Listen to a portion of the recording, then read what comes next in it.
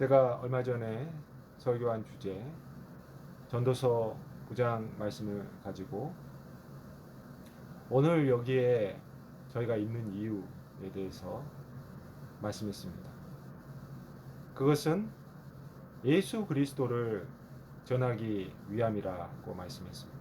그것이 하나님께 영광을 올리는 길이고 하나님이 기뻐하시는 일이기 때문입니다.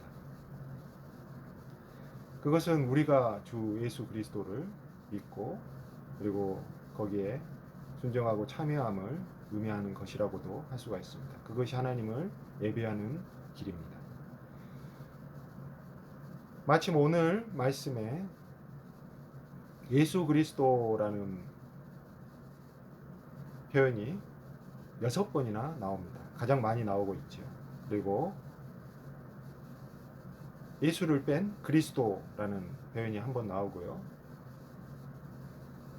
그리고 예수 그리스도 앞에 주라는 또 표현을 붙여가지고 주 예수 그리스도가 한 번 나옵니다. 그러면 예수, 그리스도, 주 이 세 단어의 말뜻이 어떻게 되고 그리고 그 관계가 어떻게 되겠습니까? 먼저 예수라는 단어는 구약에서의 여호수아와 같은 어원을 가지고 있고요. 야훼, 즉 하나님은 나의 구원이 되신다, 이런 뜻입니다. 그리스도라는 말은 기름 부음을 받은 자, 메시아, 그리고 하나님의 아들, 그리고 구원을 베풀 자라는 뜻입니다. 주라는 말씀은 야훼, 즉 하나님을 이렇게 번역한 단어로 쓰이고 있습니다. 즉 하나님이시죠. 이런 뜻만 가지고서는 그 관계를 잘 이렇게 저희가 이해하고 깨닫기가 어렵습니다. 저는 이 주 예수 그리스도라는 관계에 대해서 오늘 본문이 빌립보서의 배경이 되는 빌립보에서 일어났던 사도행전 16장의 말씀들을 가지고서 한번 살펴보기를 원합니다. 빌립보라는 곳은 바울이 2차 선교 여행 때 아시아로 가고자 했으나 성령의 강권적인 역사하심, 환상에 의해서 이렇게 행로를 돌려서 순종하면서 따라가게 된 곳입니다. 가게 된 곳입니다. 네아폴리라고 하는 항구에서 내려서 이렇게 올라간 첫 번째 선교지가 2차 선교여행의 첫 번째 선교지가 빌립보인 것이죠. 빌립보라는 곳은 그 역사 배경을 살펴보면 좀 긴 이야기가 되겠지만은 그 로마의 이렇게 도시로서 로마의 시민권이 주어지고 로마가 관할하는 속주로서 그 교통의 요충지이고 이곳에서 바울은 자주장사 루디아를 만나서 가정교회를 개척하게 됩니다. 그리고 복음전도 사역을 하는데 귀신 들린 여종을 거리에서 만나서 그 귀신을 쫓아내주는 그런 사역을 합니다. 그런데 그 귀신 들린 여종의 주인이 매우 화가 났죠. 귀신 들린 여종을 이용을 해서 자기가 돈을 많이 벌고 있었는데 이제 그것을 못하게 되니까 화가 나서 바울과 실라를 고발을 하고 바울과 실라는 옥에 갇히게 됩니다. 그런데 바울과 실라는 옥에 갇혀서도 찬송과 기도를 합니다. 온맘을 하는 것이 아니고요. 지진이 나고 옥문이 열리고 그리고 매인 것이 모두 풀어지는 역사가 일어납니다. 바울과 실라가 도망을 치려고 하는데 잠을 자던 간수가 깨어서 보니까 죄수들이 있어야 할 죄수들이 없고 옥문이 열려 있으니 너무나 놀라가지고 자결을 하려 합니다. 왜 그러냐면요, 그 당시에 이런 법이 있었어요. 죄수가 도망을 가면 그를 지키고 있던 간수는 그 도망간 죄수가 져야 될 형벌을 고스란히 져야 되는 법이 있었습니다. 책임감을 강화시키려고 하는 것이죠. 간수가 사형을 당할지도 모르고 또 매질을 심하게 당할지도 모른다는 그 무서움에 놀라서 자결을 하게 하려고 하는 것인데, 그것을 본 바울이 잠깐 멈추라고 이렇게 급하게 만류를 합니다. 우리가 도망가지 않을 테니까 자결하지 말라, 이렇게 한 것이죠. 간수가 얼마나 감동을 했겠습니까? 기도와 찬송을 하던 모습에서부터 지진이 나고 옥문이 열리고 이런 어떤 예사롭지 않은 기적들이 일어나는 사건들을 보고서 간수는 비로소 바울에게 묻습니다. 선생님이여, 어찌하여 구원을 얻을 수 있겠습니까? 그러니까 바울이 이렇게 말하죠. 그 유명한 말씀입니다. 주 예수를 믿으라. 그리하면 너와 내 집이 구원을 얻으리라. 이렇게 말합니다. 그리고 주의 말씀을 그 간수와 그의 온 가족에게 전하고 세례를 베풀게 됩니다. 그리고 간수와 그 가족들이 하나님을 믿게 되어서 기뻐하노라. 이런 것이 스토리입니다. 여기서 주 예수를 믿으라. 그리하면 너와 내 집이 구원을 얻으리라. 이것이 바로 주 예수 그리스도입니다. 주 예수가 나오지 않습니까? 구원을 받으리라. 그리스도가 바로 구원을 베푸는다는 뜻 아닙니까? 그런데 여기에 한 가지, 바로 믿으면이라고 하는 것이 들어가 있을 뿐입니다. 믿는다라고 하는 것은 성령께서 역사하시는 사역입니다. 그래서 우리가 이 성령의 행하심에 대해서 조금 살펴보아야 됩니다. 그리스도라고 이렇게 주 예수를 고백하는 것이죠.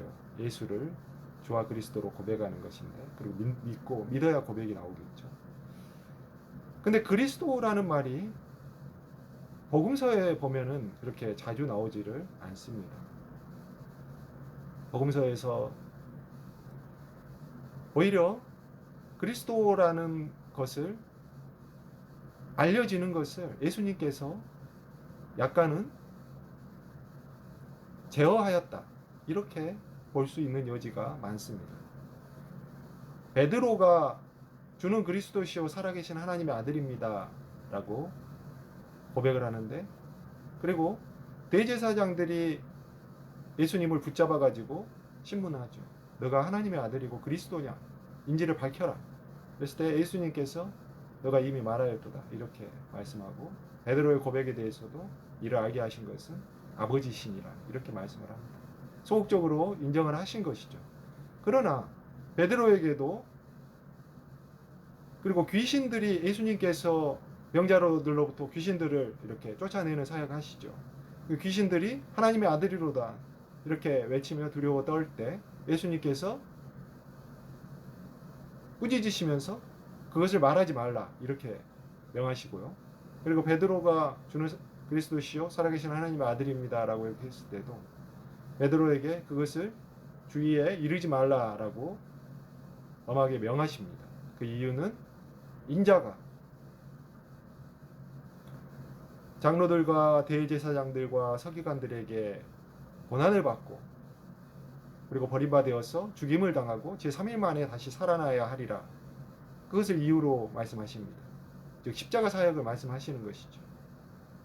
그래서 예수님께서 십자가 사역을 감당을 하시게 됩니다. 그리고 하나님께서 지극히 높이셔서 부활 승기를 시키시죠. 그래서 그 사역을 감당한 후로부터 사도행전이 시작이 되고, 그리고 사도행전에서부터 바로 예수가 그리스도임을 성령께서 사역을 하시는 것입니다. 성령이 임하신 사건이 바로 오순절 마가의 다락방 사건에 베드로가 성령을 받고, 그리고 거기에 참석을 했던 제자들이 그리고 성령을 받죠. 베드로가 성령을 받고 이렇게 선포합니다. 너희가 십자가에 못 박은 예수를 하나님이 주와 그리스도로 만드셨느니라, 이렇게 선포합니다. 이것이 바로 성령께서 이렇게 이제 하시는 사역이 되는 것입니다. 그러니까 예수를 그리스도라고 증언하는 것은 순전히 성령의 역사예요. 저희가 성령이 아니고서는 예수를 주라고 믿고 고백할 수가 없습니다. 성령께서 저희의 믿음을 인치시는 분이시죠. 저희가 헛된 믿음을 가지고서 믿노라 이렇게 하는 것은 성령께서 나중에 인치시지 않고 그것을 인정하지 않으시면 헛된 것입니다. 그래서 그 믿음이 성령께서 오시는 것임을 저희가 바로 알고 그것을 제대로 된 믿음을 가져야 된다는 것이죠. 그래서 이제 그때부터 이제 사도행전에서 성령의 사역에 의해서, 사도행전이 성령 행전 아닙니까? 예수를 그리스도라고 가르치고 증언하는 그러한 사역이 계속 이루어지고 그러한 일들이 계속 왕성하게 이루어집니다. 이것이 말씀이 흥왕하게 되는 것입니다. 그런데 재미있는 것은 사도행전에서부터 예수 그리스도 앞에 주라는 말이 붙은 용례들이 등장하게 된다는 것입니다. 자주는 아니고요. 이것이 이제 서신서에서부터는 첫 인사말과 끝 인사말에 주 예수 그리스도가 거의 나와요. 바울이 주 예수 그리스도라고 표현을 하게 됩니다. 그런데 이 주라는 말은 제가 초두에도 말씀드렸지만 바로 하나님, 야훼, 하나님을 말씀하는 거 아닙니까? 그래서 예수 그리스도가 삼위일체의 본성을 지니신 하나님으로서 이렇게 인정이 되는 사건이고, 저희가 오직 예수 그리스도라고 고백을 했을 때도 그것이 괜찮다는 말씀이 되는 것입니다.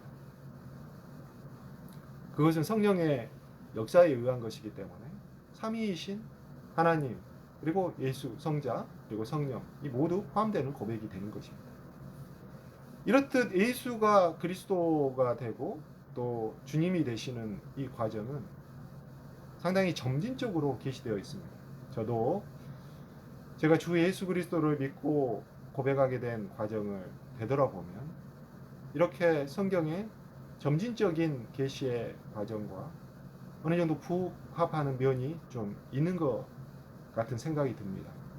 제가 20대에는 무신론자였거든요. 30대 초반에 교회를 가게 되고 말씀을 접하게 됩니다. 말씀을 가지고 씨름을 했을 때 처음에는 예수라는 분이 도대체 누구인지, 그리스도라는 것은 안중에 없어요. 예수가 누구이고 역사적 인물인지, 그리고 예수의 행적과 그런 기적들이 사실인지, 이 부분에 초점을 맞추고 씨름하게 됩니다. 그러다가 새벽 기도에서, 어느 날 새벽 기도에서 한 1년쯤 그랬던 것 같아요. 1년쯤 긴 기간이죠. 그것이 그 삶의 중심 주제였으니까요. 1년쯤 되었을 때 새벽 기도에서 믿음을 선물로 받게 된 것입니다. 저의 의심과 그 예수님을 의심했던 것들이 회개가 갑자기 터져 나오는 거예요. 그리고 고백하게 되고 그리고 눈물이 터져 나오면서 이제 결단이 따르게 되는 것이죠. 예수님을 주님으로 그리고 구세주로 인정하고 그리고 그에 따른 삶을 살겠습니다. 이런 고백이 터져 나오는 것이죠. 오늘 본문에 보면 예수를 그리스도로 고백한다라고 하는 것은, 주 예수 그리스도를 고백한다는 것은 예수 그리스도에 참여한다는 것입니다. 오늘 본문 5절과 7절에 보면 그 참여한다라는 표현이 있어요. 주의 복음에 참여하는, 그리고 나와 함께 은혜에 참여한 자, 그것이 다 예수 그리스도에 참여한다라는 거 아닙니까? 참여한다라는 것은 함께한다라는 것이고요. 일부만 함께하고 나머지는 뭐 함께하지 않고 이런 의미가 아닙니다. 모든 것을 함께한다는 것이에요. 고난에도 함께하고 십자가의 죽음에도 함께하고 그리고 영광에도 함께한다라는 것입니다. 그리고 참여는 개인적으로는 예수 그리스도에 참여하고 예수 그리스도에 개인적으로 참여를 하면 반드시 예수 그리스도가 머리 되신 공동체에 참여를 하게 됩니다. 두 가지의 차원으로 참여를 하게 되는 것이죠. 이것들은 서로 연결되어 있습니다.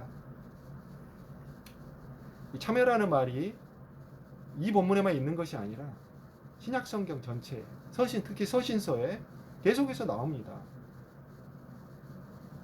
예수 그리스도를 참여한다라는 것. 이것은 우리의 믿음과 같은 의미입니다. 사실상 주 예수 그리스도에 참여한다라고 하는 것은 몇 가지의 변화가 생기게 되는데, 먼저 본문 2절에 보면 은혜와 평강이 임하게 됩니다. 은혜와 평강은 하나님의 축복의 본질이에요. 아론의 축복에서 유래되는 것이고요. 은혜라고 하는 것은 자격 없는 자에게 주어지는 무조건적인 호의를 말합니다. 평강이라고 하는 것은 하나님께 어떤 상황에서도 사망의 음침한 골짜기를 지날지라도 우리를 버리거나 떠나지도 아니하시고, 그리고 영원토록 하나님의 집에 저희를 거하게 하신다는 그런 무조건적인 구원의 안전에 거하게 하는 우리의 완전한 평화를 의미합니다. 그러니까 얼마나 이것을 하나님으로부터 받으지 얼마나 감사한 일입니까? 그래서 그렇게 되면은 이제 항상 기뻐하고 감사할 일인 것이죠. 그래서 바울이 본문 4절, 3절, 4절처럼 항상 기뻐하고 감사함으로 형제 자매들을 위해서, 빌립보에 있는 성도들을 위해서 간구하게 된다라는 것입니다. 이것은 바울이 빌립보의 로마에 있는 감옥에서 순교를 앞둔 상황에서, 예측할 수 있는 상황에서 쓴 서신이에요. 그런 상황에서도 기뻐하며 감사하며 그리고 형제 자매들을 위해서 간구할 수 있었다라는 것이죠. 다음으로 본문 8절에서는 예수 그리스도의 심장을 갖게 됩니다. 심장이라는 곳이 뭐 하는 곳입니까? 혈액을 온몸에 공급하는 곳이죠. 그래서 예수 그리스도의 심장, 그 눈물이 터져 나오고 형제를 사랑하는 그 극진한 그 심장으로 이렇게 살아가게 된다는 것이고, 그런 마음을 갖게 된다는 것이죠. 그런데 본문 9절 10절에서 보면요, 이 사랑이라고 하는 것이 아무렇게나 한다는 것을 말씀하는 것은 아니시고요, 그 예수 그리스도의 지혜와 지식과 청명이 성장해서, 그리고 지극히 선한 것을 분별해서 해야 되는 것이고요, 그래서 진실하며 허물 없이 해야 되는 것입니다. 그것은 이 분별한다는 것이 참으로 어려운 것인데요, 이것은 십자가를 진다는 것이고 내려놓는다는 것이고, 고린도전서 13장에 나오는 말씀처럼 모든 그 사랑을 말씀하는 겁니다. 근데 이것이 바보같이 행동한다는 것을 뜻하는 것은 그때 아니고요, 지식과 청명으로 예수 그리스도의 마음으로 지혜를 가지고서 한다는 것입니다. 그러나 우리가 주의해야 될 것은, 우리가 어떤 행동을 판별을 할 때 그것을 어떤 종류별로 선과 악으로 분별해서 보는 것은, 왜냐하면 율법주의적인 생각으로 조심을 해야 됩니다. 어떤 한 가지의 행동이 어쩔 때는 이게 선이 될 수도 있고, 어쩔 때는 또 다르게 해석이 될 수도 있는 것입니다. 그것을 저희가 항상 성령의 인도하심을 구하는, 말씀과 기도로 성령의 인도하심을 구하는 저와 여러분이 되기를 주님의 이름으로 축복합니다. 그래서 본문 11절에서처럼 결국은 의의 열매가 가득해서 하나님의 영광과 찬송이 된다는 것이죠. 이것이 예수 그리스도의 날에 궁극적으로 이루어지는 것이고, 그 날까지 더해져 간다는 것이고, 하나님께서 이것을 이루실 것이라는 믿음을 갖게 된다는 것입니다. 이것은 모든 것은 예수 그리스도로 말미암는 것이고, 예수 그리스도로 인하여 행하여지는 것이고, 예수 그리스도로 인하여 완성되어 될 것이라는 것을 저희가 굳게 깨닫고 믿게 되는 것입니다. 이러한 의의 열매가 가득한 축복이 임하시기를 주님의 이름으로 축복합니다. 말씀을 맺기를 바라는데요, 바울은 이렇게 고백했습니다. 주 예수 그리스도를 아는 지식이 무엇보다 고상한 것이고, 그리고 이것은 내가 모든 것을 잃어버리고, 그리고 모든 것을 배설물로 여긴다 할지라도 주 예수 그리스도를 아는 지식이 가장 고상한 것인데, 이것이 그리스도 예수 안에서 남게 되기를 내가 바라노라. 그리고 부활의 영광과 고난의 참여함을 알게 되기를 바라고, 이것은 어찌해서든지 내가 부활을 이루려 함이라라고 고백을 한다는 것입니다. 저희들의 가장 소중한 것이 무엇입니까? 저희들은 부활의 영광과 그리고 그것을 위해서 하나님께서 예비하신 고난에 참여하고 그래서 그 영광에 이를 것을 말하는 것입니다. 그것이 가장 저희가 소중한 것인데 바울이 예수 그리스도를 만났죠. 다메섹 도상에서. 그러나 바울이 아라비아 광야에서 3년 그리고 다소에서 13년 그 긴 기간 동안 뭐 하겠습니까? 이렇게 성경에는 그런 부분들이 뭐 구체적으로 나와 있지도 않아요. 근데 저는 예수 그리스도를 아는 지식, 고상한 지식 제대로 알고 그리고 이것을 제대로 참여하기 위해서 복음을 전하는 자, 저녁에도 했겠죠. 준비하는 자가 되는 준비 단계 과정이었다고 생각을 합니다. 이것이 얼마나 뭐 쉬운 일은 아니었겠죠. 저희가 예수 그리스도를 알고 참여한다라고 하기 위해서는 번지수를 제대로 찾아야 됩니다. 엉뚱한 곳에 가서 예수 그리스도 참여한다 이렇게 생각해서는 안 되고요. 엉뚱한 믿음 가지고 또 엉뚱한 생각 가지고 엉뚱한 말과 행동을 하면서 예수 그리스도를 알고 예수 그리스도에 참여하고 있다. 이렇게 생각을 하면 큰일 나는 것입니다. 저와 여러분이 예수 그리스도를 제대로 알고 예수 그리스도에 제대로 참여하는 자가 되어서 하나님께서 주시는 무한한 은혜와 그리고 평강의 축복을 받고 그 안에서 항상 기뻐하고 감사하면서 서로를 위해서 간구하고 그리고 예수 그리스도의 심장을 가지고 극진히 사모함으로써 그러나 그것이 예수 그리스도의 지식과 총명이 성장하여서 진실로 선한 것을 분별하고 그리고 진실하며 그리고 허물이 없이 그렇게 행하고 마침내 그리스도의 날에 의의 열매가 가득한 그러한 주의 자녀가 되어서 하나님께 영광과 찬송이 되기를 주님의 이름으로 축복합니다.